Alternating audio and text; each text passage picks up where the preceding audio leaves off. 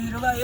ভাই শুনেন ভাই উড়েন হিরো ভাই শুনেন ভাই উড়েন তো শুনেন কথা আছে আমি তো ডিস্টার্ব দেস কিলে হ্যাঁ কামের সমস্যা না তুই জানাস না কি কথা তুই কবি তো কামের সময় ডিস্টার্ব দেস হইলো আপনি আর ভাবিরে ফিট থাকতেন না ভাবির আর মারবেন না আপনি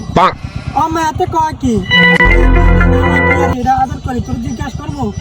আর বললো আর সংসার তোরা এত মাথা ব্যথা কিলে আমি তো এটা বুঝলাম না কিছু আর মাথা ব্যথা আছে আপনার ভাবিরে ফিট থাকতেন না তুই কবিতা কিলে ফিটকার না